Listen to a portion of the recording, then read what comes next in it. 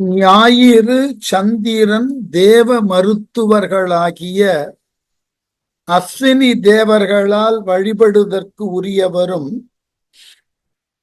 திருமாந்துறை என்கின்ற தலத்தில் எழுந்தருளி இருக்கக்கூடிய இறைவனாகிய சிவனை வழிபட்டு அங்கு செம்போனார் தரு என தொடங்கக்கூடிய நட்டராக பண்ணில் அமைந்த பதிகத்தை பாடி பரவி அந்த தலத்தை விட்டு புறம் போகிறார் ஞானசம்பந்தர்.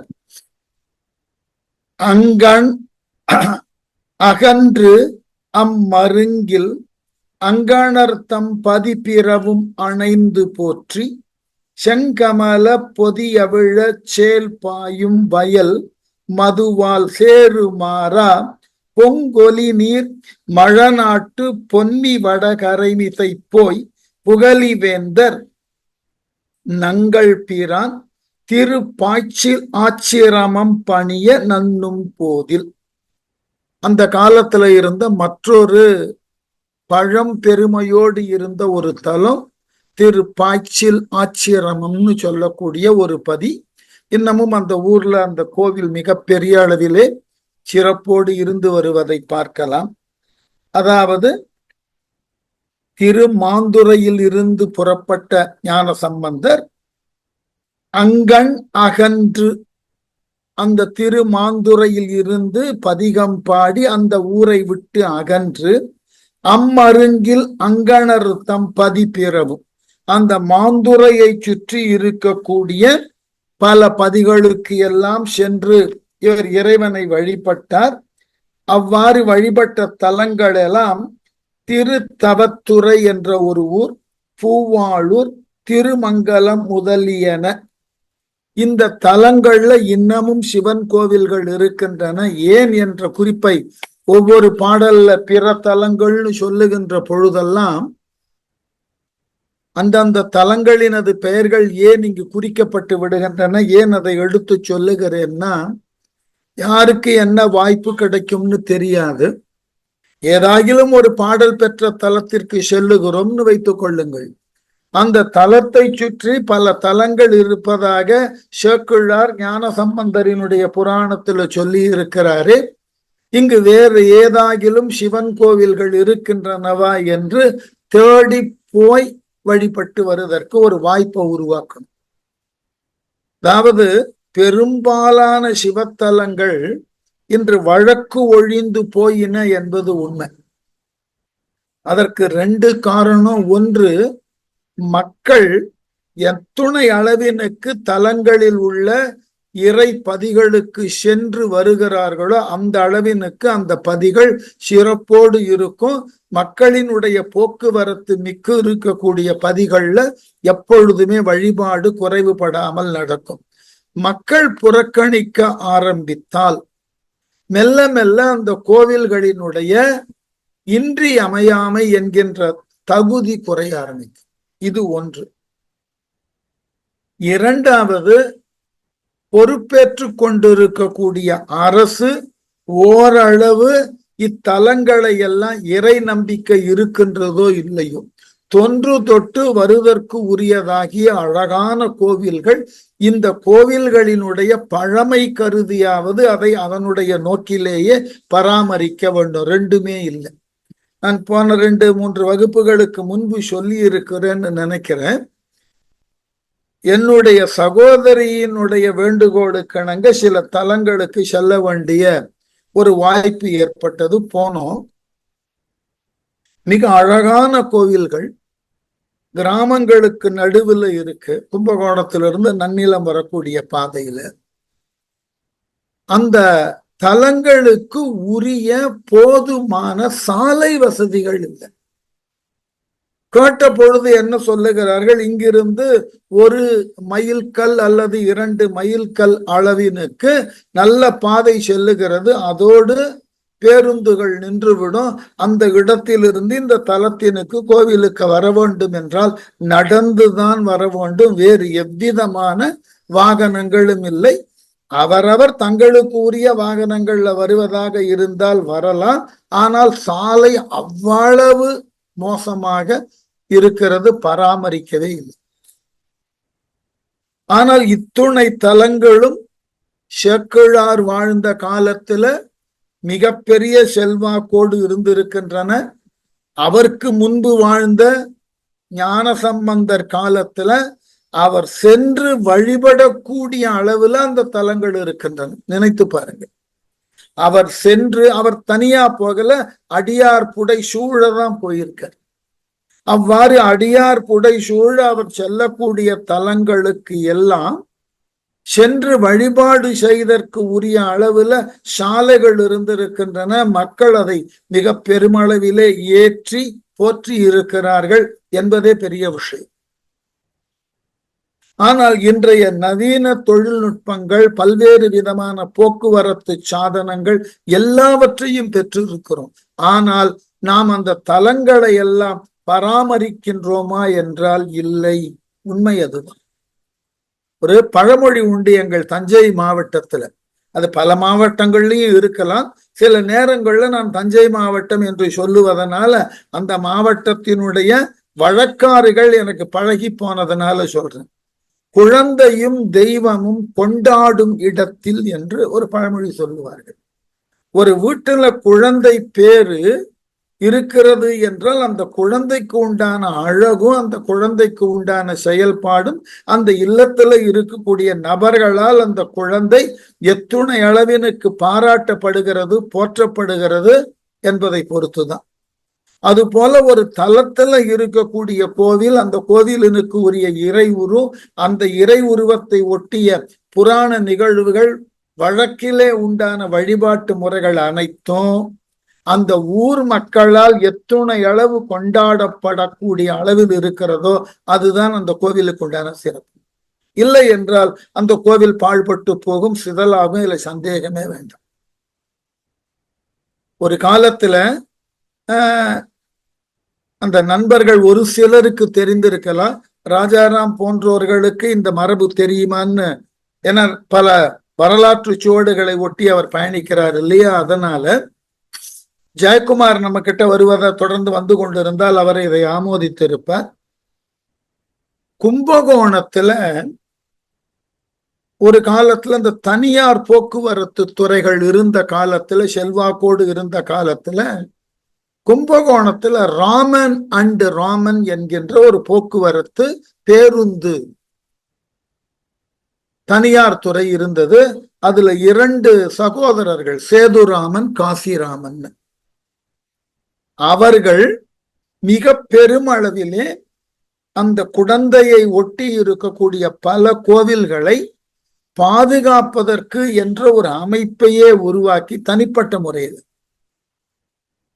உருவாக்கி, அந்த கோவில்களுக்கெல்லாம் சென்று அங்கு இருக்கக்கூடிய கல்வெட்டுகளை எல்லாம் யாரேனும் அந்த நீரு பூசியோ அல்லது காவி பூசியோ அழித்து விடக்கூடாது. எல்லா கோவில்லையும் இந்த மாதிரி சுண்ணாம்பு பூசிதல், காவி பூசிதல் ஒரு வழக்கம். இவைகளினால் என்னாகின்றன என்றால் கோவிலிலே அந்த மதில் சுவரிலே பொறிக்கப்பட்டுள்ள அத்துணை கல்வெட்டுகளும் அழிந்து போய்விடுது. இதையெல்லாம் செய்யக்கூடாது என்று சொல்லி அதற்கெல்லாம் பிரதி எடுத்து பல அளவுல தங்களினுடைய தனிப்பட்ட செல்வத்தை செலவு செய்தார்கள். பல கோவில்களை அவர்கள் மிக அழகான முறையிலே பராமரித்தார்கள். ஆனால் காலப்போக்கில் அவர்களுக்கு பின் வந்தவர்கள், ஒன்று இந்த போக்குவரத்து துறை பெருமளவிலே அரசே பல இடங்கள்ல போக்குவரத்து துறையை தொடங்கியதினால இந்த தனியார் போக்குவரத்து துறை என்பது ஒரு பெரிய செல்வாக்கோடு இருந்தது, செல்வாக்கை இழந்தது. ஆகவே அவர்களினுடைய ஏனைய பிற தொழில்கள்ல இருந்து வரக்கூடிய வருமானம் அவர்கள் அளவிலே போதுமானதாக இருந்ததினால இந்த கோவில்களை எல்லாம் மீண்டும் அடுத்து வந்த தலைமுறையினர் பெருமளவிலே பராமரிக்கக்கூடிய சூழல் ஏற்படல. அவர்கள் உருவாக்கின அந்த மரபையாவது பிற்காலத்துல வந்திருக்கக்கூடியவர்கள் யாரேனும் பின்பற்றினார்கள்னா இல்லை. நான் படிக்கின்ற காலத்துல அவர்களோடு சில கோவில்களுக்கு சென்று உழவார பணியெல்லாம் செய்திருக்கு.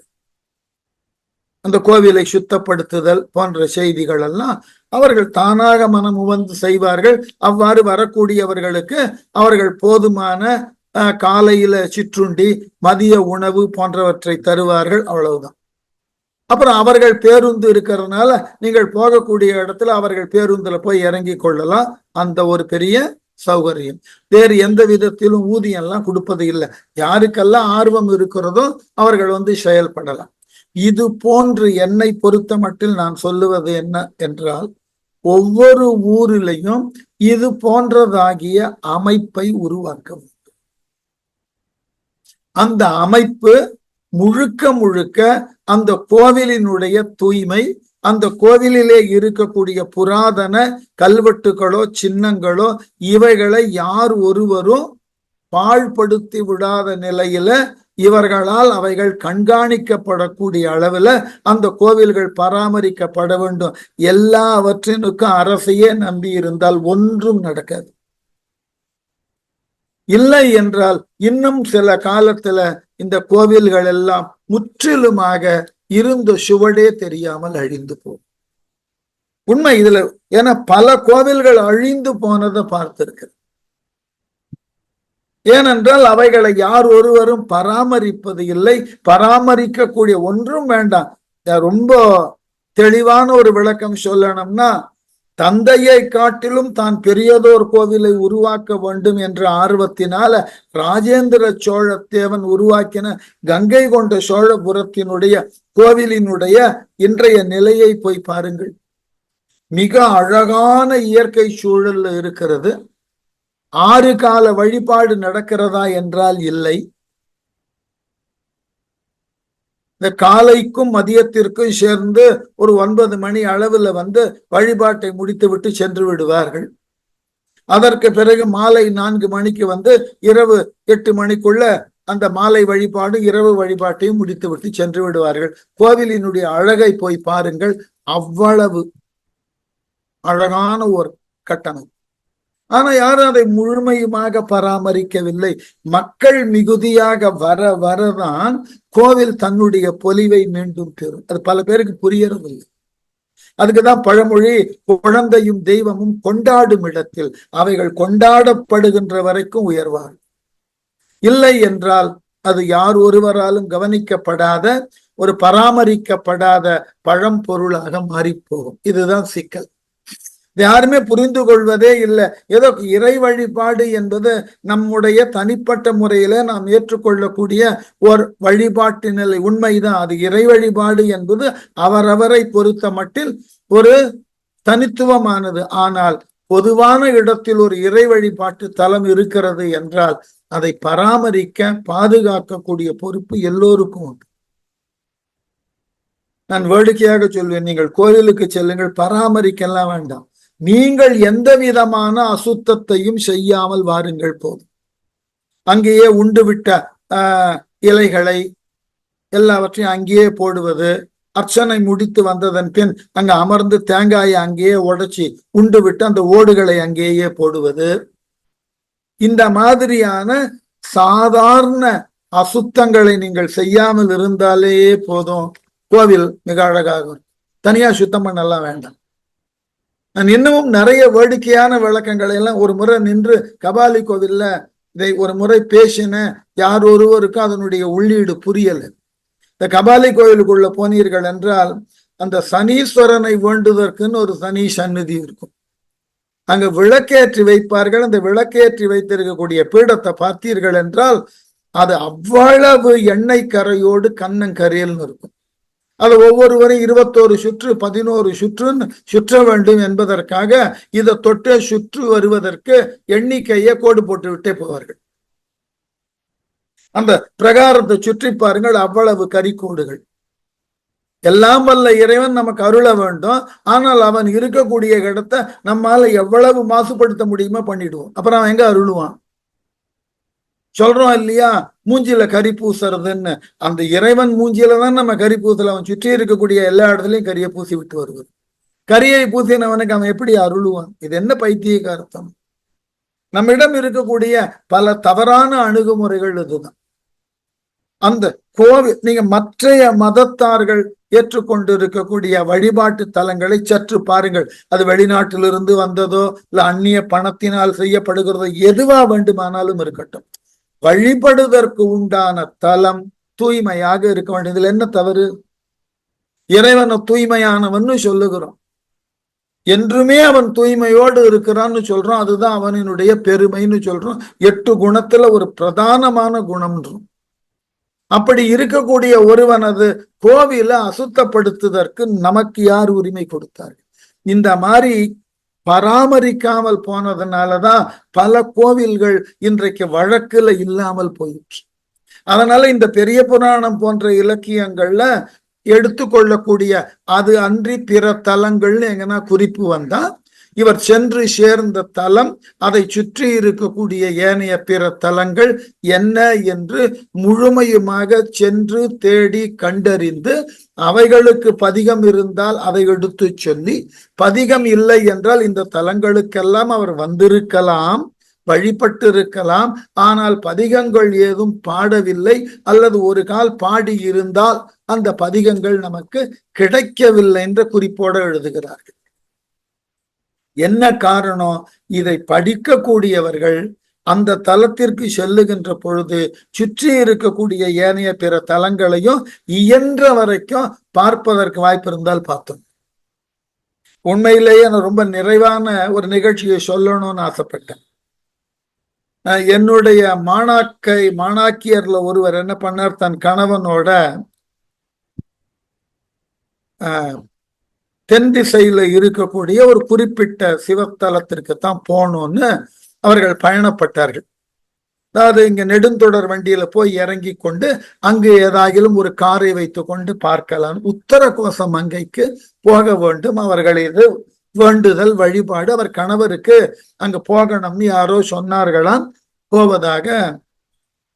உடனே அவர் என்கிட்ட சொன்னார், இதெல்லாம் என்கிட்ட சொல்லுவார்கள், இந்த மாதிரி கோவிலுக்கு போறேன். உடனே நான் சொன்னேன், உத்தரகோச மங்கையிலிருந்து ஒரு 40 நிமிட பயணம் தான் ரோட். தயவு செய்து திருப்பெருந்துறை என்று சொல்லப்படக்கூடிய ஆவுடையார் கோவிலை போய் பார்த்து விட்டு வாருங்கள். உங்கள் வழிபாட்டெல்லாம் முடிச்சுட்டு உங்களுக்கு மீண்டும் நெடுந்தொடர் வண்டி இரவு தானே, அதனால நீங்கள் 4 மணிக்கு அங்க போனா கூட போதும். ஒரு மணி நேரம் கோவில்ல செலவு செய்தீர்கள் என்றால் மீண்டும் உங்க நெடுந்தொடர் வண்டிக்கு வந்துடலாம் அப்படின்னு சொல்லி அனுப்பித்து பொறுப்பாக போய் பார்த்து ரொம்ப அழகாக சொன்னார்கள்.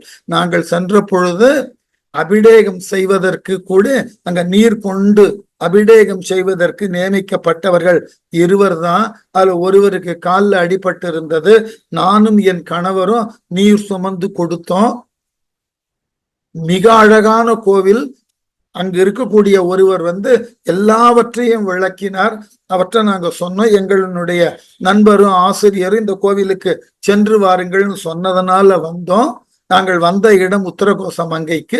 இங்கும் நாங்கள் அதை பார்க்க வந்தோம்னா ரொம்ப மகிழ்ச்சியோடு முழுமையுமான செய்திகளை சொன்னாரோ இல்லையோ, அவருக்கு என்ன தெரிந்ததோ அத்துணை செய்திகளை அந்த கோவிலை பற்றி சொன்னார்.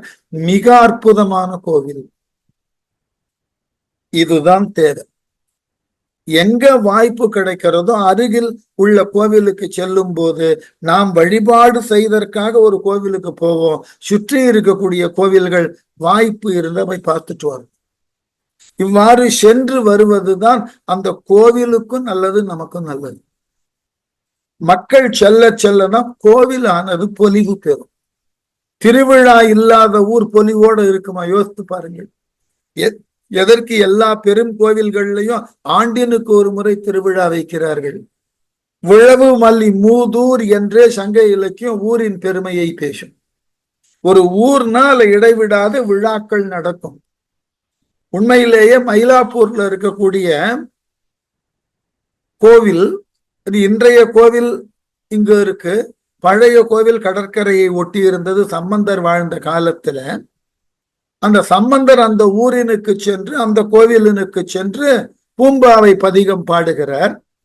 அந்த பூம்பாவை பதிகத்தை யாரேனும் ஒரு முறையாவது திருப்பி பாருங்கள், ஒரு உண்மை புரியும். திருக்கடை காப்போடு 11 பாட்டு அந்த பூம்பாவை பதிகத்துல. 11வது பாட்டை விட்டுடுங்க. மேல சொன்ன 10 பாட்டை யாரெல்லாம் கற்கிறார்களோ கேட்கிறார்களோ அவருக்கு என்ன நன்மை கிடைக்கும்னு சொல்லி இருப்பார். எஞ்சி உள்ள பதிகத்துல உள்ள 10 பாட்டிலும் ஒவ்வொரு பாட்டிலும் அந்த கோவில் மாதம் தோறும் ஏற்படுத்தி கொண்ட வழிபாட்டை தெளிவாக விளக்கி இருக்கிறார் சம்பந்தர். மாதம் தோறும் விழா, 10 மாதத்திலும் விழா நடந்திருக்கிறது. அந்த விழாக்கு பேர் கொடுக்கிறார். எப்படி அந்த விழா நடந்ததுன்னு விளக்கிறார் அந்த பதிகத்துல. அப்போ ஒரு கோவில் நம்மால் வழிபடுவதற்கு உண்டான இறைவன், அவனை மாதந்தோறும் விழாவின் மூலமாக வழிபட்டு ஆரவாரமாக அவனது அருளை பெறுவதற்கு எல்லோரும் முயன்றிருக்கிறார்கள். அதுதான் ஊருக்கு அழகு. பழைய காலத்துல சொல்லுவார்கள், ஒரு ஊர் என்று சொன்னால் அந்த ஊருக்குள்ள கோவில் இருக்கணும். ரொம்ப அழகாக சொல்லுவார்கள், கோவிலும் ஆறும் தான் ஊருக்கு அழகு. இது பழைய வழக்கியல் சொல்லக்கூடிய சொலவடைன்னு சொல்லுவார்கள் அல்லவா. ஒவ்வொன்றும் ஒவ்வொன்றினுக்கு உகந்தது. நீர் இல்லாத நெற்றிப்பாள், ஆறு இல்லாத ஊர்பாள், மூத்தோர் இல்லாத குடிப்பாள் சொல்லிட்டு கடைசியில கோவில் இல்லா ஊரில் குடி புக வேண்டாம். கடவுள் நம்பிக்கை மட்டுமல்ல, கோவில் இருக்கக்கூடிய ஊர்ல கலாச்சாரம் பற்றிய விழாக்கள் நடக்கும். பண்பாட்டு களனாக கோவில்கள் செயல்படும். அப்ப அங்க இருக்கிற மக்கள்னா கொஞ்சம் பண்பாட்டினை சார்ந்தவர்களாக இருப்பார்கள். ஆகவே வாழக்கூடியவர்களுக்கு ஒரு பாதுகாப்பும் ஒரு நல்ல சூழலும் கிடைக்கும்ன்ற நம்பிக்கை. இன்னைக்கு அதெல்லாம் ஒன்றுமே இல்லை. அதனாலதான் பதிப்பிறவும் அணைந்து போற்றி, இந்த ஒரு சொல்லுக்குதான் இவ்வளவு நேரம் பேச வேண்டியதா போச்சு. ஏனைய பிற கோவில்களுக்கும் சென்று சேர்ந்து எங்கன்னாக்க அந்த திருமாந்துறையை விட்டு விலகி ஏனைய பிற துறைக்கு செல்லுவதற்கு முன்பு சுற்றி இருக்கக்கூடிய தலங்களில் உள்ள கோவில்களில் குடிகொண்டுள்ள இறைவனை புகழ்ந்து பாடி, செங்கமல பொதி அவிழ, முட்டுகளாக இருக்கக்கூடிய சிவந்த கமலங்கள் தாமரைகள் பொதி அவிழ தங்கள் முட்டுத்தன்மையிலிருந்து மெல்ல நிகழ்ந்து மலர, அப்படி மலரக்கூடிய அந்த தாமரை மலர்கள் இருக்கக்கூடிய குளத்துல சேல் பாயும். சேல்னா மீன் அர்த்தம். மீன்கள் இங்கும் அங்குமாக துள்ளி குதிக்கக்கூடிய அளவினுக்கு வளம் கொண்டுள்ள வயல் மதுவால் சேருமாறு. இந்த வயலில் இருந்து வரக்கூடிய அந்த வயல் மதுன்னு சொன்னாக்க அந்த தேன் பொழிவதினால் வயல்ல சேறுபடுகிறது. கமலம் பொதிய விழுகிறது, அதன் மீது இந்த சேல் பாய்கிறது. அதனால கமல மலர்ல இருக்கக்கூடிய தேன் திவலைகள் வெளியில தெரித்து அங்கு வயல் நிலத்துல அவைகள் சேராக சென்று மாறுகின்றனவா. சேரு மாறா பொங்கு ஒலி நீர் மழ நாடு. பெருக்கெடுத்து ஓடி வரக்கூடிய நீர்பெருக்கை கொண்டிருக்கக்கூடிய நீர்பெருக்கு உடைய மழ நாடு. அழகான இடம். இந்த பாட்டுக்கு அடுத்து வரக்கூடிய பாட்டுல சம்பந்தர் செய்த ஒரு அரும் செயல் விளக்கப்பட இருக்கிறது.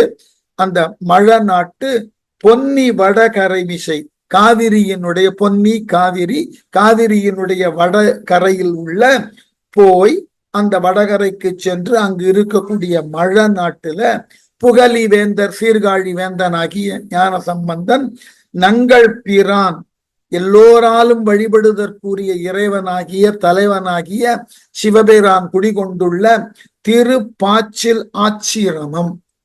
திருப்பாச்சில் ஆச்சிரமம் என்பது ஊரின் பெயர் பாய்ச்சில்னு பேரு, கோவிலின் பெயர் ஆச்சிரமம்னு பேரு. ஆசிரமம் வேற ஒண்ணுமில்லை. பாய்ச்சல் என்கின்ற ஊரில் உள்ள ஆசிரமம் என்கின்ற கோவில் சேர்த்து சொல்லிவிட்டார்கள். திருப்பாச்சில் ஆசிரமம் என்ற பெயர்ல அந்த கோவில் இன்னமும் வழங்கி வருகிறது. ஆச்சிரமம் பணிய நன்னும் போதில் அந்த கோவிலுக்கு சென்று பாய்ச்சில் என்ற தலத்தில் உள்ள ஆச்சிரமம் என்கின்ற கோவிலுக்கு சென்று அங்கு உள்ள இறைவனை வணங்குவதற்கு முன்பாக என்ன நடந்ததுன்னா, அந்த மழவ நாட்டை ஆண்டவன் கொல்லி வேந்தன் என்கின்ற ஒருவன், அவனது மகளுக்கு ஒரு நோய் இருந்தது. நோய் என்றால் நோய், அல்லது அவளை ஓர் அரக்கன் பிடித்து அலைக்கழித்தான் என்று இதுல நம்பிக்கை கொண்டிருக்கக்கூடியவர்களுக்கு இது அரக்கன் எடுத்துக்கலாம். முயலக்கன் என்கின்ற ஒருவன் அந்த மழவராயனது மகளை பற்றி அவள் உள்ளே புகுந்து அவளை மிக கடுமையான முறையில நடப்பதற்கு செயல்படுத்தினான் என்று சொல்லுவார்கள். அது பேய் பிடித்ததுன்னு சொல்றோம் இல்லையா? அவர்களினுடைய நடை உடை பாவனை எல்லாம் மாற்ற நிலையில இருக்கும் இல்லையா? அது போல அந்நகரில் பொல்லி மழவன் பயந்த அரும்பெறல் ஆர் அமுதம் சொல் கண்ணி இள மடப்பிணை ஆங்கு காமரு கோமள கொழுந்தின் கதிர் செய் மேனி. எத்தனை அடைமொழின்னு பாருங்க. மண்ணு பெரும் பிணியாகும் முயலகன் வந்து அணைவுற மெய் வருத்தம் எய்தி தன்னுடைய பெரும் சுற்றம் புலம் பெய்ய தானும் மனம் தளர்வு கொள்வான். மன்னனவன் அந்த மழ நாட்டு மன்னன், அந்த நாட்டு மன்னன் கொல்லி என்ற பெயருடைய வேந்தன். மழவராயன்னு பேரு. இந்த ராயன்ற சொல்லே தலைவன்னு பொருள். நீங்க பாத்தீங்கன்னாக்கா இந்த ஆந்திராவிலிருந்து வந்த தெலுங்கு பேசக்கூடிய மக்கள் ஆட்சி பொறுப்புல இங்க தமிழகத்துல 2 இடத்துல ஆட்சி செய்தார்கள். ஒன்று தஞ்சை, மற்றொன்று மதுரை. நாயக்கர்கள்னு பேர். அவர்களுக்கு இந்த ராயசம் என்ற சொல்லும் ஐயலுக்காரு என்ற சொல்லும் இருக்கும். ஐயலுக்காருன்னா மன்னனாக இருப்பான். ராயசம் என்றால் தலைமை அமைச்சனாக இருப்பான். இது பழைய காலத்துல ஆட்சி பொறுப்புல இருக்கக்கூடியவர்கள் அவரவர் தாய்மொழியில மன்னருக்கும் தலைமை பொறுப்புல இருக்கக்கூடிய அமைச்சனுக்கும் கொடுக்கப்பட்ட ஒரு தகுதி. அது போல இந்த மழவர்களினுடைய தலைவன் மழவராயன். ராயன்னா தலைவன். சரியா? பிள்ளையார் எழுந்தரு பாட்டு இங்க விட்டுட்டேன்னா வரேன், அடுத்த பாட்டுக்கு போயிட்டு மன்னிக்கணும். அந்நகரில் அந்த திருப்பாய்ச்சில் ஆச்சிரமம் என்ற ஊர்ல கொல்லி மழவன் பயந்த, கொல்லி என்ற அந்த பகுதியை ஆளுதற்குரிய மழவராயன் என்கின்ற மன்னனால் ஈன்றெடுக்கப்பட்ட அரும்பெறல் பெறுதற்கு அரியதாகியவளும் ஆரமுது மென்சொல் அரிய அமிழ்தத்தை போன்று மென்மையாக பேசக்கூடியவளும் கன்னி, திருமணமாகாதவள்னு பொருள். கன்னி இளமடப்பிணை, இளமையோடு இருக்கக்கூடிய மடப்பத்தினை உடைய பெண்மான் போன்றவள். பிணைன்னா பெண்மான். எவ்வளவு அடைமொழி பாருங்க. பிணை, பிணை ஆங்கு காமரு கோமள கொழுந்து, காணுதற்கு அழகியதாய் உள்ள. கோமளம்னா தாமரை, தாமரை மலரை போன்று. கோமள கொழுந்தா இளம் தாமரை போன்றவள். இவ்வளவு அழகும் சிறப்பும் இளமையும் யவ்வனமும் இன்சொல்லும் கூடின ஒரு அழகான பெண். அந்த பெண்ணுக்கு கோமள கொழுந்தின் கதிர் செய்மேனி, உடம்பு அப்படி தேஜஸ்வியா இருக்கக்கூடிய குழந்தை. ஒளி பொருந்திய உடல் வாகு கொண்டு இருக்கக்கூடிய, இந்த ஒளி பொருந்தியன்னா உடல்ல ஒரு தேஜஸ் இருக்கும், ஒரு ஒளி தெரியும். அப்படிப்பட்ட ஒரு அழகான பெண் குழந்தை கதிர்சை மேனி, அப்படி உடம்புல அப்படி ஒரு பிரகாசம், ஒரு ஜொலிப்பு இருக்குமா. இயல்பாகவே அந்த ஒரு தேஜஸோட இருக்கக்கூடிய அந்த பெண் மண்ணு பெரும் பிணியாகும். அந்த குழந்தைக்கு மிக பெரிய நோயாக கருதப்படக்கூடிய இந்த நோய்க்கு பேர் என்னன்னாக்க முயலகன் வந்து அணைவுற. இந்த முயலகன் என்பது ஒரு அரக்கனா, இல்ல முயலகன் என்பது ஒரு நோயின் பெயரா? சில நேரங்கள்ல இந்த நோயினுடைய வீரியம் அல்லது கொடுமை கருதி அந்த நோயை அரக்கனோட ஒப்பிட்டு பேசும் வழக்கம் உண்டு. உதாரணத்துக்கு சொல்றேன், இப்பெல்லாம் அது பெரும்பாலும் ஒடுக்கப்பட்டு விட்ட நோய். அதாவது முற்றிலுமாக அரசு முனைந்து பாடுபட்டு எராடிகேட் பண்ணிடுத்து பழைய காலத்துல தொழு நோயின்னு ஒண்ணு இருந்தது, லெப்பரசி. யோசித்து பாருங்கள், அதற்கு ஏன் தொழு நோயின்னு யாருன்னா பேர் கொடுத்தார்கள்னு தெரியுமா? இருக்கக்கூடிய நோய்களிலேயே மிக கொடுமையானது, உடல் உறுப்புகள் எல்லாம் நைந்து அழுகக்கூடிய தன்மையினானது.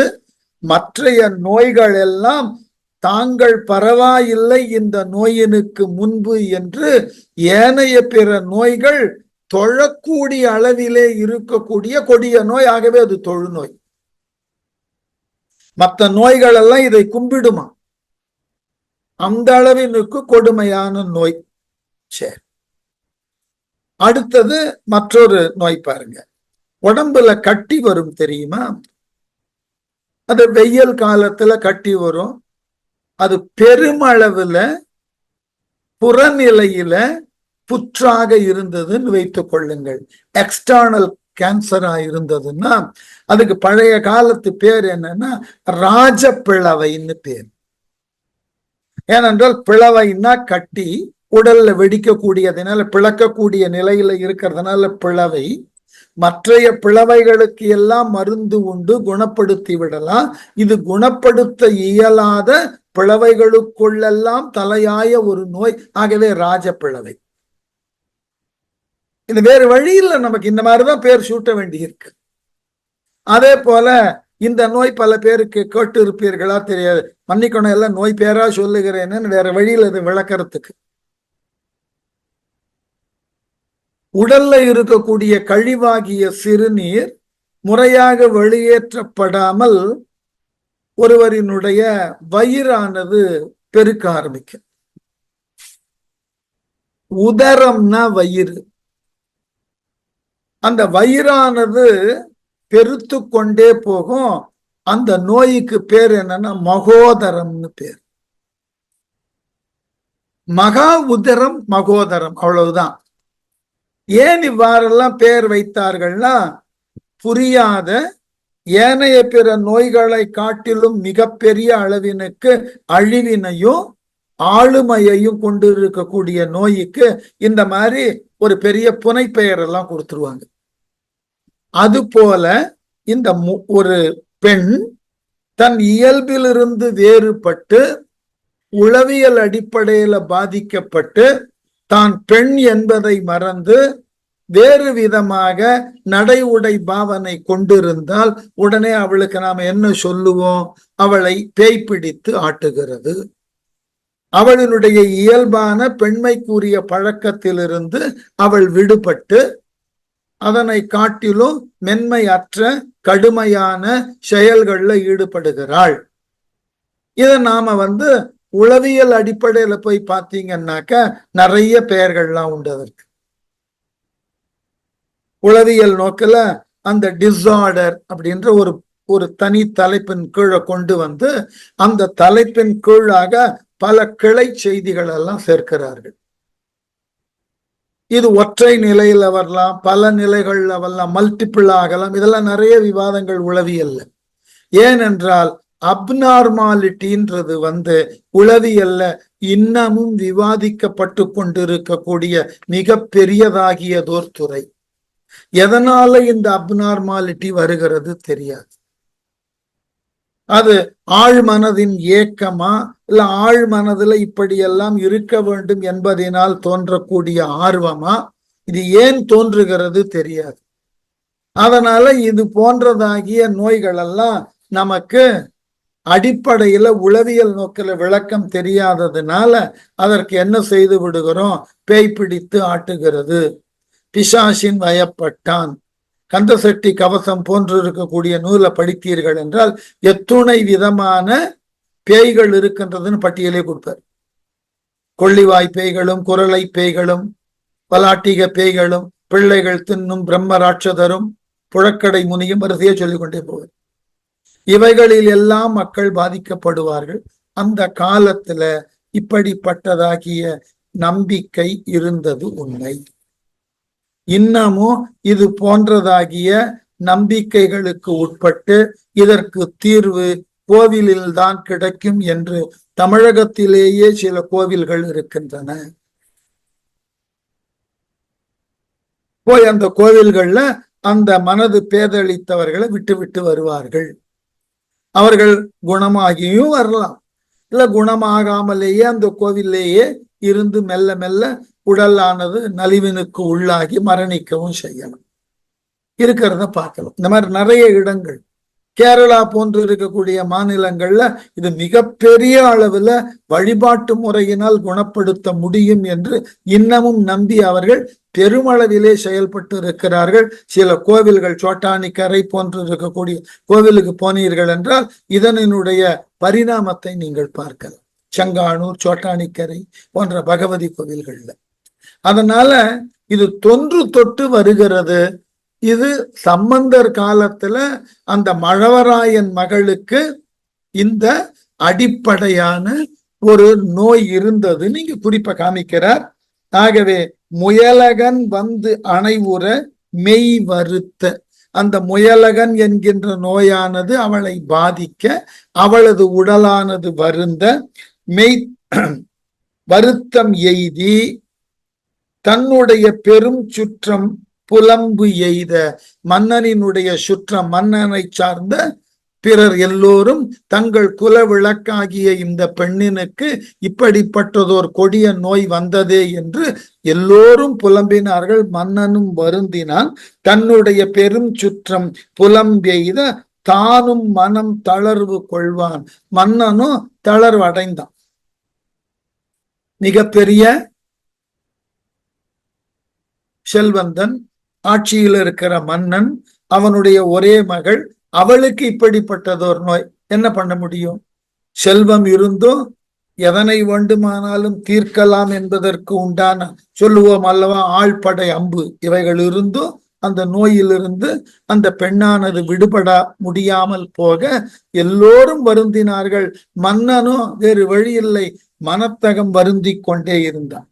அப்படிப்பட்ட நிலையில மற்ற வேறொரு பரிசால் தவிராமை மறி வளரும் கையார் பாதம் பற்றியே வரும் குலத்து பான்மையினான் ஆதலினால் பரிவு தீர பொற்றொடியை கொடு வந்து போர்க்கோல சேவகராய் புறங்கள் மூன்றும் செற்றவர்தம் கோயிலினுள் கொடு புகுந்து திருமுன்பே இட்டு வைத்தான். கோவில்ல கொண்டு போய் அந்த பெண்ணை சேர்த்துட்டான். அதுக்கு என்ன அழகான விளக்கம் கொடுத்தாரு. அந்த பெண்ணை மன்னன் மழவராயன் கோவிலோடு சேர்த்து அவளை இருக்க வைத்து விட்டான். தன்னுடைய அரண்மனையிலோ ஏனைய பிற இடத்திலோ அவளை கொண்டு வைக்கல. ஏன் அவ்வாறு கோவிலிலேயே அவளை சென்று சேர்த்தினான் அதற்கு விளக்கம் தருகிறார். இப்ப திருச்சிக்கு அருகில் இருக்கக்கூடிய சமயபுரம்னு ஒரு அழகான கோவில் இருக்கிறது, போய் பார்க்கலாம். பெருமாரவாரத்தோடு இருக்கக்கூடிய கோவில். அந்த கோவில்ல இந்த கோடை காலத்துல யாருக்கேனும் வைசூரி என்கின்ற அம்மை போட்டதுன்னா கூடிய மட்டும் இவர்கள் முயன்று அந்த நோயை குணப்படுத்துவதற்குண்டான முயற்சியில ஒவ்வொருவரும் ஈடுபடுவார்கள். அவர்களால் அது முடியாது, இது நம் முயற்சியினால் ஆகாதுன்னு தெரிஞ்சாயிற்றுன்னா அந்த நோயாளரை கோவில்ல கொண்டு போய் ஒப்படைத்து விடுவார்கள். போய் பார்க்கலாம் நீங்க. இந்த வைசூரி போட்ட பல நோயாளர்கள் அம்மையின் அருளுக்காக கோவில்லையே கிடப்பார்கள். அந்த கோவில்ல அந்த பக்தர்கள் எல்லாம் வந்து இறைவிக்கு படைக்கப்படக்கூடிய கூழ், அது உடலுக்கு குளிர்ச்சியை தரும். அதை தான் உணவாக அங்கு இறைவிக்கு படைத்து அதை இங்கு இருக்கக்கூடிய நோயினால் துன்பப்படக்கூடியவர்களுக்கெல்லாம் கொடுப்பார்கள். அதே போல அந்த நோயிலிருந்து விடுபட்டவர்கள் எல்லாம் அங்கு வந்து தங்களினுடைய உறுப்புகளை எல்லாம் தானம் செய்வதாக உருவாரம் தானம் இடுவார்கள். உறுப்புகளை வைசூரி வந்து கண் பார்வை போய்விட்டால் என்ன ஆகும்ன்ற கவலையில கண் தானம் செய்வார்கள். கண்ணை மாதிரி கண் மலர் போடுதல் வழக்கம் உண்டு. உடம்பு முழுவதும் குணமானால் உருவாரம், தன் உடலையே மண் உருவலை செய்தது போல வைத்திருப்பார்கள். அதுக்கு பேர் உருவாரம் இடுதல்னு பேரு. இதெல்லாம் செய்து விட்டு அங்கு இருக்கக்கூடிய இறைவிக்கு மாவுல விளக்கு போட்டு அதை பிரசாதமாக எல்லோருக்கும் இன்று வரைக்கும் செய்து கொண்டிருக்கிறார். ஆனா நம்முடைய மருத்துவத்துல என்ன சொல்லுகிறோம், அது முற்றிலுமாக நீக்கப்பட்டு விட்ட நோய். இப்ப பல்வேறு வித வடிவங்கள்ல வருது. அதாவது இந்த ஸ்மால் பாக்ஸ், சிக்கன் பாக்ஸ் எல்லாம் இராடிகேட் பண்ணிட்டோம்னு இன்னைக்கு மீசில்ஸ் நிறைய வந்துட்டுதான் இருக்கு. எல்லாம் இயற்கையினுடைய மாறாட்டம். இந்த நோய்கள் எல்லாம் வரும். அது இறைவனும் இறைவியும் தான் அதை தீர்க்க முடியும்ன்ற ஒரு மிகப்பெரிய நம்பிக்கையோடு இன்னமும் மக்கள் இருக்கிறார். அதனால்தான் என்ன பண்ணாரா மழவராயன், மற்ற வேறு ஒரு பரிசால் தவிராமை, இவளுக்கு வந்திருக்கக்கூடிய நோய் வேறு எந்த விதத்தினாலும் தீர்க்க முடியாது. மன்னனுக்கு தெரிஞ்சிருக்கு. இந்த நோயை, இவள் பால் உள்ள முயலக்கன் என்ற நோயை தீர்ப்பதற்கு இறைவன் சிவபெருமான் ஒருவனால் மட்டுமே முடியக்கூடியது. அந்த முடிவுக்கு வந்துட்டான். மற்ற வேறு ஒரு பரிசால் தவிராமை, இந்த நோய் குணமாகாது. என்ன செய்தான் மன்னன், மறி வளரும் கையார், மரினாக்க குட்டி, இந்த இடத்துல மான்குட்டி, மான்குட்டியை கையிலே வைத்துக் கொண்டிருக்கக்கூடிய சிவபெருமான், கையார் கையிலே மான்குட்டியை வைத்திருக்கக்கூடிய சிவபெருமான் பாதம் பற்றியே அந்த சிவபெருமானின் திருவடிகளை வணங்கி வரும் குலத்து பான்மையினான், குலம் மரபு முழுவதுமாக வழி வழியாக அவன் குலத்தோர் சிவனை மட்டுமே வழிபாடு செய்பவர்கள், வேற எதையும் செய்ய மாட்டார்கள். அது என்னன்னாக்க அந்த நம்பிக்கை, அவ்வளவுதான். அந்த நம்பிக்கையை நீங்கள் பார்த்தீர்கள் என்றால் ஆச்சரியப்படலாம். ஏற்கனவே வகுப்புல சொல்லி இருக்கேன்னு நினைக்கிறேன். இன்றைக்கு சில மதங்கள்ல ஈடுபாடு கொண்டு இருக்கக்கூடியவர்கள் மறந்தோ பேச்சளவில் கூட பிற மதத்தை சார்ந்த சொல்ல மாட்டார்கள். பேச்சளவில் கூட. எனக்கு ஒரு அனுபவம் ஏற்பட்டது. அவர் பல பேருக்கு தெரிந்திருக்கும், இந்த வகுப்புல இருக்கிற எல்லோருக்குமே தெரிந்திருக்கும். பொழுது இல்ல, அவர் சென்னையில நாரதகான சபா என்கின்ற ஒரு பெரிய சபா இருக்கிறது. அதனுடைய தலைவராக இருந்தவர் வழக்கறிஞர், மிகப்பெரிய அருளாளர், ஆளுமைக்கு உரியவர் கிருஷ்ணசாமின்னு இருந்தார். இந்த நாரதகான சபா ஹரிதாஸ் சுவாமிகளினுடைய முழு முயற்சியினால் உருவான ஒன்று. அதனால அந்த தபோவன மடம் ஹரிதாஸ் சுவாமிகள் அவர்களால் உருவாக்கப்பட்ட மற்றொரு ஊர் இருக்கு இந்த வந்தவாசிக்கு அருகிலே. அந்த ஊர்ல ஆண்டுதோறும் இந்த நடன அரங்கினுடைய பயிற்சி கூடம் எல்லாம் நடக்கும். ரொம்ப அழகான ஒரு இடம். அவர்கிட்ட ஒரு முறை பேசி கொண்டிருந்த பொழுது, ஒரு நிகழ்ச்சியை தயார் பண்ணி கொடுங்கள்னு சொன்னார். நான் சொன்னேன், இது மற்ற நாள்கள்ல செய்வதை காட்டிலும் ஆண்டுதோறும் இசை நாட்டிய விழா வருகிறது அல்லவா, அதுல ஒரு நாள் இந்த நாட்டிய நாடகத்தை வைத்து கொண்டால் நிறைய கூட்டமும் வரும், அந்த நோக்கத்துல நான் சொல்லுகிறேன்றதற்கு நான் என்ன சொன்னேன், இந்த டிசம்பர் மாதம் என்பது சென்னையில இசை நாட்டியத்தின் திருவிழாக்கு உரியது அல்லவா அப்படின்றதுக்கு நம்ம வழக்கமா ஆங்கிலத்துல சொல்லக்கூடிய ஒரு மரபு தொடரை சொல்லிட்டேன். மாதிரி சென்னை என்பது மெக்கா ஆஃப் மியூசிக் இல்லையா, அந்த மாதிரி டிசம்பர் மாசத்துல சென்னையில இந்த நாட்டிய நிகழ்ச்சியை நிகழ்த்தினா என்ன ஒரு கோபம் வந்துட்டது. ஏன் என்றால் எதுக்கு கோபப்பட்டாரு எனக்கு ஆரம்பத்துல புரியல. அப்புறம் சொன்னார், என்னது என் நல்ல விதமான வைப்ரேஷன் இருக்கு, இங்க நீங்கள் அந்நிய மதத்து பெயரெல்லாம் ஊர் பெயரெல்லாம் சொல்லுகிறீர்கள்னு. மெக்கான்னு சொன்னது அவருக்கு மிகப்பெரிய தவறாகப்பட்டது. நம்ம வழக்கமா ஆங்கில மரபு தொடர்ல என்ன சொல்றோம், மெக்கா ஆஃப் சோன் சோன்னு, இது நமக்கு இயல்பாக. அதுக்குன்னு நான் இதை சொல்லும் போது வாரணாசி ஆஃப் மியூசிக்னு நான் சொல்ல முடியுமா? ஆங்கில மரபு தொடர ஆங்கிலேயர்கள் உருவாக்கினதுதான், வேற வழியில் அதை கேட்டு பழகிட்டோம், அதை வேணுங்கிற இடத்துல பொருத்தி சொல்லுதல். ஆனா அவரால் ஏத்துக்க முடியல. அதெல்லாம் சொல்ல வேண்டாம், சென்னை இசை மையம்னு சொல்லிட்டு போங்களேன் அப்படின்னு. அப்புறம் அவரை பார்க்கின்ற பொழுதெல்லாம் ரொம்ப வருவித்து நான் இசை மையமாக, இசையின் தலைமையிடமாக இருக்கக்கூடிய சென்னைன்னு தான் பேசுவேன். ஏன்னா அப்படிப்பட்ட ஒரு நம்பிக்கை அவர்களுக்கு. மாற்று மதத்தினுடைய சொல்லக்கூடாது. அதே மாதிரி அண்மையில எங்கள் குடும்ப விழால என்னுடைய சகோதரனது மகள் ஒரு வைணவ குடும்பத்துல போய் வாழ்ந்து கொண்டிருக்கு, அங்க திருமணமாகி. அந்த விழாவில் அவர்கள் பேசும்போது அந்த பெண் என்ன பண்ணா, ஈஸ்வரன் ஒரு சொல்லிட்டான். உடனே அவளினது புகுந்த இல்லத்தாரெல்லாம் விழா முடிஞ்ச உடனே அவளை அழைத்து, என்ன இருந்தாலும் உன் பிறந்த வீட்டினுடைய வழிபாட்டு சொல்ல நீ மேடையில சொல்லலாமான்னு கேட்டார். அங்க பெருமாள்னு தான் சொல்லணும், தாயார்னு தான் சொல்லணும், நீ ஈஸ்வரன் சொல்லி இருக்க கூடாது என்று சொன்னார். இந்த அளவினுக்கு ஆழங்கால் பட்ட சில வழிபாட்டு நம்பிக்கைகளுக்கு உட்பட்டு மக்கள் இன்னமும் இருக்கிறார்கள். ஒருத்தர் ஆர்டிக்கிளே எழுதினார், மறந்தும் புறந்தொழா மாந்தர்னு.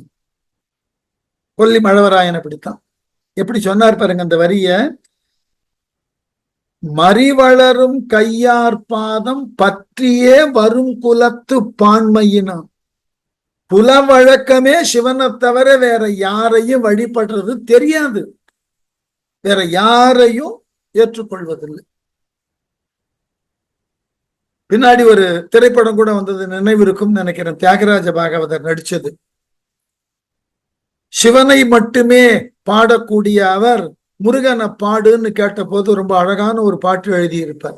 அப்பனை பாடிய வாயால் சுப்பனை பாடுவேணும். அந்த நம்பிக்கை பல பேருக்கு இருந்தது.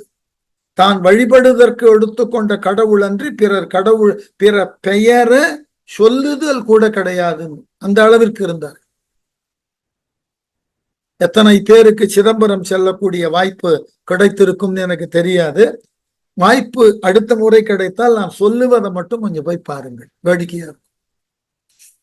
உண்மை, இன்னமும் அது நடந்து கொண்டு இருக்கிறது. நான் அதை விதந்தோதல, அதாவது ரொம்ப எக்ஸாசிரேட்லாம் பண்ணி சொல்லல. சிதம்பரத்துல ஒரு அழகு என்னன்னா, உள்ள நுழைஞ்ச உடனே இறைவன் சிவனுக்கு உண்டான லிங்க வழிபாட்டு முறை ஒண்ணு இருக்கும். அது உள்ள போன உடனே பார்க்கலாம். அதை தாண்டி போன உடனே திருவாசிரிய மண்டபம்னு ஒண்ணு இருக்கும். அதுதான் பெரிய டிஸ்பியூட்டுக்குள்ள உள்ளானது. அந்த மண்டபத்திற்கு வலது கை பக்கம் நடராஜர் சந்நிதி இருக்கும். அந்த மண்டபத்தை தாண்டி கொஞ்சம் இடது பக்கம் திரும்பி பார்த்தீர்கள் என்றால் கோவிந்தராஜ பெருமாள் சந்நிதி இருக்கும். அந்த கோவிந்தராஜ பெருமாளுக்கு வைணவர்கள் தொடக்க காலத்துல கொடுத்த பெயர் என்னன்னா சித்திரக்கூடம்னு பேர். அங்கும் கோவிந்தராஜ பெருமாள் பள்ளி கொண்டு இருக்கிறார். இப்ப நம்முடைய சைவர்கள் எல்லாம் சிவலிங்கத்தை வழிபட்டு, அங்க சிவகாமியை வழிபட்டு, நடராஜரை வழிபட்டு, அப்படியே கோவிந்தராஜ பெருமானையும் பார்த்து ஒரு சுற்று வந்து, அப்புறம் அந்த கோவிந்தராஜ பெருமான் சன்னதியில கொடுக்கக்கூடிய திருத்துழாயையும் தீர்த்தத்தையும் வாங்கி அழகாக அருந்தி விட்டு செல்வார்கள். வைணவர்கள் வருவார்கள், கோவிந்தராஜ பெருமாளை மட்டுமே வணங்குவார்கள், மறந்து இந்த பக்கம் வரமாட்டார்கள். இன்னமும் சொல்லுவார்கள், எங்காகிலும் பார்வை பட்டியுடன் கையை வேற இப்படி வைத்துக் கொண்டே வருவார்கள். பார்வையில கூட இந்த நடராஜர் பட்டுவிடக்கூடாது. அந்த அளவினுக்கு தாங்கள் ஏற்றுக்கொண்ட மத நம்பிக்கையில ஆழங்கால் பட்ட ஒரு வழிபாட்டு முறை. இதுல ஒண்ணும் தவறு இல்லை, அவர்கள் அவ்வாறு இருக்கிறார்கள், அவ்வளவுதான். அவர்களை பொறுத்த மட்டில் சரி, இதை நாம் அதை விவாதிக்க கூட இப்படி நடக்கிறது பார்க்கலாம், அவ்வளவு. இன்னமும் சொல்ல போனால் வைணவர்களினுடைய பெயர்களை போய் பாருங்கள், மறந்தும் சைவம் சார்ந்த பெயரை வைக்கவே மாட்டார்கள். ஏனென்றால் அது அவர்களுக்கு உண்டானதோர் மிகப்பெரிய நம்பிக்கை. அதே போல அந்நிய நாட்டு மதமாக வந்து இங்கு காலோச்சிய கிறிஸ்துவத்தை எடுத்து பாருங்க. இங்க இருக்கக்கூடிய கிறிஸ்தவர்கள் எல்லாம் தொடக்கத்துல இங்க ஏதாகிலும் ஒரு இந்து மதத்துல இருந்தவர்கள்.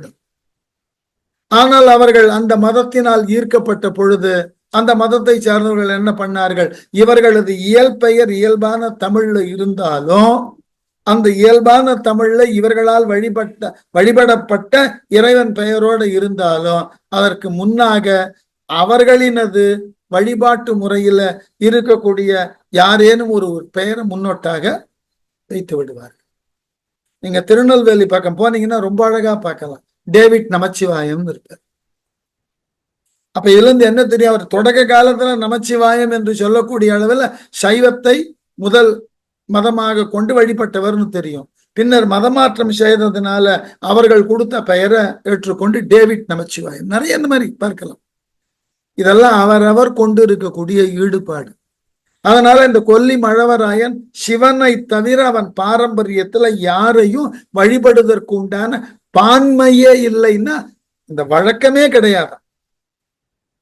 ஆதலினால் பரிவு தீர, தன்னுடைய துன்பமானது தீரக்கூடிய அளவில் பொற்கொடியை கொடு வந்து, தன் மகளான அந்த பொன்கொடி போன்றவளாகிய அந்த முயலகன் என்கின்ற நோயினால் பாதிக்கப்பட்ட அந்த பெண்ணை கொண்டு வந்து போர்க்கோல சேவகராய் 3 புறங்களை எரிப்பதற்கு போர்க்கோலம் தாங்கினானே சிவபெருமான், அந்த சிவபெருமான் குடிகொண்டுள்ள கோவில்.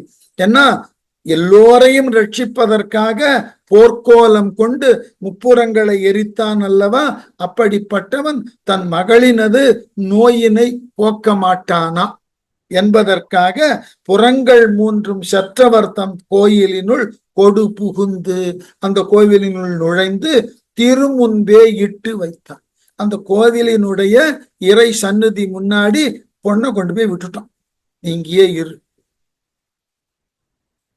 தீர்த்தால் இறைவன் சிவபெருமான் உன் நோயை தீர்க்கட்டும், இல்லை நீ இங்கேயே இரு.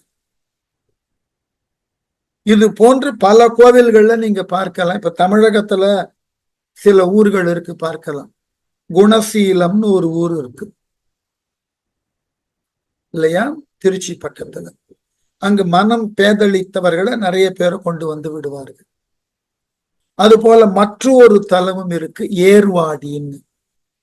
அங்கும் சென்று போய் பார்த்தீர்கள் என்றால் இந்த மாதிரி மனம் திரிந்தவர்கள், பேதளித்தவர்களை கொண்டு போய் அங்கு விடுகிறார்கள். இதை உளவியல் ரீதியாக சரி பண்ண முடியும், அதற்கு என்று துறைகள் எல்லாம் வளர்ந்து இருக்கின்றன என்றாலும் மக்களினது நம்பிக்கை இறையின் மூலமாக அது குணமாக வேண்டும், அதுதான் சரியான தீர்வுன்னு நம்புகிறார். இன்னமும் கிராமங்கள்ல கொஞ்சம் மனதுல ஏற்பட்ட அழுத்தத்தின் காரணமாக ஏதாகிலும் வெளிப்பட்ட நிலையில பேசினாலோ சத்தமிட்டாலோ ஹிஸ்டீரிக்கல் கண்டிஷன் இல்லையா, இதெல்லாம் மனத்துல ஏற்படக்கூடிய சிதைவு, அழுத்தம், ஆங்கிலத்துல சொல்றோம் இல்லையா டிப்ரெஷன், இதனால ஏற்படக்கூடிய இந்த ஹிஸ்டீரிக்கல் வே ஆஃப் பிஹேவிங்க கூட என்ன செய்கிறார்கள் கிராமங்கள்ல, இது பிசாசு பிடித்திருக்கிறது என்று கோவில்கள்ல இருக்கக்கூடிய பூசாரியை அழைத்து திருநீறு இடுதல், வேப்பிலை சாத்துதல், இதெல்லாம் நடக்குது. நம்பிக்கை இதெல்லாம் கேள்வியே கேட்கக்கூடாது. இது அவரவர் நம்பிக்கை. இது இவ்வாறு சென்று சேர்ந்தால், இங்கு சென்று ஒப்படைத்தால் குணமாகும்னு நம்பிக்கை. ஐயா கொஞ்சம் நினைத்து பாருங்கள். நாம இன்றைக்கு நவீன மருத்துவ உலகத்துல இருக்கோம். இந்த நவீன மருத்துவ உலகத்தில் இருந்தா கொண்டே நம்ம என்ன சொல்லுகிறோம், நாம ஏற்றுக்கொண்டு இருக்கக்கூடிய மருத்துவரை சிறந்த அறிவாளின்னு சொல்றது இல்ல, சிறந்த பயிற்சியாளர்னு சொல்றது இல்ல, மாறாக கைராசிக்காரர்னு தான் சொல்றோம். அவர்கிட்ட போங்க சார், ராசியான ஆளும், தீராத நோயை கூட அந்த ஆள் தீர்த்துடும். அவர்கிட்ட மிக அழகான டயக்னோஸ்டிக் சிஸ்டம் இருக்கலாம். ஒருவனது நோய் நாடி, நோய் முதல் நாடி, அது தனிக்கும் வாய் நாடி தெரிஞ்சிருக்கலாம். அதெல்லாம் கூட இன்னைக்கு சமூகத்துல ஏத்துக்கிறது இல்லை. நீங்க அவர்கிட்ட போய் ஒரு முறை காமிங்க சார், அவர் கைப்பட்டா எல்லாம் சரியா போயிடும். அப்படி ஒரு ராசியான பச்சை கை சார் அவரு. எத்தனை பேர் சொல்லி கொண்டு இருக்கிறோம். அவ்வளவு தெளிவாக தான் நோயை ஆராய்வார், அவ்வளவு அழகான பயிற்சிக்கு உட்பட்டவர், நல்ல முறையான மருந்த பரிந்துரைப்பார். ஆச்சரியமான விஷயம். இவ்வளவும் இருந்து நம்ம என்ன சொல்றோம், அவர் ராசியானவர். நம்பிக்கை அடிப்படாதது. நம்பிக்கை. அவர் கொடுக்கக்கூடிய மருந்தை தான் எல்லாரும் பரிந்துரைப்பார்கள். ஏனென்றால் ஆங்கில மருத்துவத்தில் இருக்கக்கூடிய அழகே அது. ஒரு தன்மைத்தான நோய்னா தொடக்கத்துல இந்த மருந்து கூட, வளர் நிலையில இந்த மருந்து கூடுன்னு எழுதப்பட்டு விட்டது. மருத்துவத்துக்கு புரோபீடியான்னு ஒண்ணு உண்டு, அதை வைத்துக்கொண்டு சொல்லிடலாம். ஆனாலும் நாம் என்ன சொல்லிக் கொண்டிருக்கிறோம், இன்று கூட இந்த நிமிடம் வரை அவர் எங்களுடைய மருத்துவர், ராசிக்காரர். என்னவா இருந்தாலும் அவர்கிட்ட போய் ஒரு முறை காமிச்சிட்டு வந்துட்டா எங்களுக்கு நிம்மதி. அவர் பார்த்து ஒண்ணும் இல்லைன்னு சொல்லிட்டா நாங்க திருப்தி அடைஞ்சிடும். அவ்வளவுதான் விஷயம். எவ்வளவு மருத்துவ சோதனைகள் வந்து விட்டன, என்ன வந்தாலும் இந்த நம்பிக்கை வைத்திருக்கிறோம். இன்றைக்கு நாம ஏற்றுக்கொண்ட மருத்துவர் மீது ராசிக்காரர்ன்ற நம்பிக்கை இருக்கிறது போல, அந்த காலத்துல இறை கோவில்கள்ல குடிகொண்டுள்ள இறைவன் நம் நோயை தீர்ப்பான், அவன் ராசியானவன் நம்பினார்கள். அவ்வளவுதான். இதெல்லாம் மாற்று சிந்தனைக்கெல்லாம் போய் இது சரியா, இது மூட நம்பிக்கையை வளர்க்கக்கூடியதாக இருக்கிறது சரியான்னா, மூட நம்பிக்கைன்னு சொல்லக்கூடியவனு ராசிக்காரன் ஒத்துக்கிறான். இதான் வேடிக்கை. அதனால எதுவுமே மூட நம்பிக்கை எல்லாம் கிடையாது. அவரவர் மனதினுக்கு எது நம்பிக்கையை தருகிறதோ அது உங்களுக்கு நம்பிக்கையை தராமல் இருக்கலாம். அதனால அவருடைய நம்பிக்கை மூடத்தனமான நம்பிக்கை ஆகாது. அவர் அவ்வாறு நம்புவது அவருக்கு அவரையே சமாதானப்படுத்தி கொள்ளுவதற்கு உண்டான ஒரு வழிமுறை. ஏற்கனவே இந்த வழக்கம் உங்ககிட்ட சொல்லி இருக்கேன்னு நினைக்கிறேன். இல்லை என்றாலும் ஒரு முறை நினைவுபடுத்தி விடுறேன். நம்ம தமிழகத்துல முத்துசுவாமி ஐயர்னு ஒரு பெரிய வழக்கறிஞர் இருந்தார். அவர் பின்னாடி சென்னை உயர் நீதிமன்றத்தில் ஆங்கிலேயர்கள் காலத்திலேயே நீதிபதியாகவும் பதவி உயர்வு தரப்பட்டவர். அவர் வழக்கறிஞராயிருந்த பொழுது சென்னையில அந்த காலத்துல வழக்கு மன்றத்தை சுற்றி பல கிளி ஜோசியர்கள் இருப்பார்கள். இன்னைக்கும் போய் பார்க்கலாம். ஏனென்றால் வழக்கிற்கு வரக்கூடியவர்கள் எல்லாம் கொஞ்சம் சலனத்தோடு தான் வருவார். ஒரு டெஸ்பரேட்டட் எண்ணத்தோட வருவோம். அவனுக்கு ஏதாவது ஒரு கான்பிடன்ஸை கொடுக்கணும்னு இந்த ஜோசியம் பார்த்து, இதை ஒரு ஆங்கிலேய நீதிபதி பார்த்துட்டு, இந்த கிளி ஜோசியம் எல்லாம் மூடத்தனமா இருக்கு, அதனால இந்த கிளி ஜோசியன் எல்லாம் முதல்ல விரட்டு, அவங்கிட்ட இருக்கிற கிளியெல்லாம் பறித்து ஒன்று அவருக்கு விடுதலை கூட இல்லைன்னாக்கா பறவைகள் சரணாலயத்துல கொண்டு போய் ஒப்படைத்து விடுங்கள்னு ஆர்டர் போட்டுட்டாரு.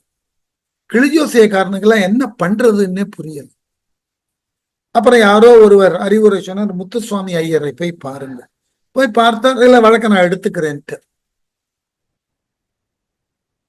அந்த வழக்கறிஞர்கள் குழாமே வியந்தது, இந்த கிளிஜோசியம் சார்பா இவர் என்ன பேச போகுது. முத்துசாமி இருந்த வழக்க கோர்ட்ல கொண்டு வந்து பதிவு செய்து விவாதம் பண்ண போது ஒரே ஒரு கேள்விதான் கேட்டேன்.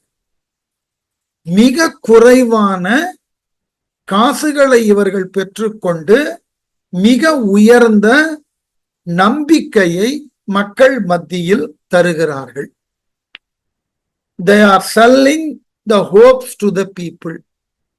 மனித வாழ்க்கைக்கு அடிப்படையே நம்பிக்கை. அவர்களால் தரப்படக்கூடிய நம்பிக்கையை ஒரு அரசு தருவதற்கு முடியுமா? If the government is capable of giving that type of hope to the every citizen, அப்படின்னா அந்த ஜோசியக்காரனெல்லாம் உள்ள பிடிச்சு வச்சுடலாம். ஆங்கிலேய நீதிபதிக்கு என்ன சொல்றதுன்னு புரியல, அது முடியாத காரியம். ஆகவே ரைட், மிக குறைந்த காசு பெற்றுக்கொண்டு மக்கள் மத்தியில நம்பிக்கையை தரக்கூடியவர்களை நான் தண்டிக்க முடியாது, விடுதலை பண்ணு, அவர்கள் ஜோசியம் பார்க்கட்டும்னு ஜட்ஜ்மெண்ட் கொடுத்தோம். இதுதான் அடிப்படை. உங்களுக்கு எதன் பால் எந்த இடத்தில் யாவர் மூலமாக நம்பிக்கை வருகிறதோ அது உங்களினுடைய உள்ளத்தில் தோன்றின நல்ல எண்ணம்.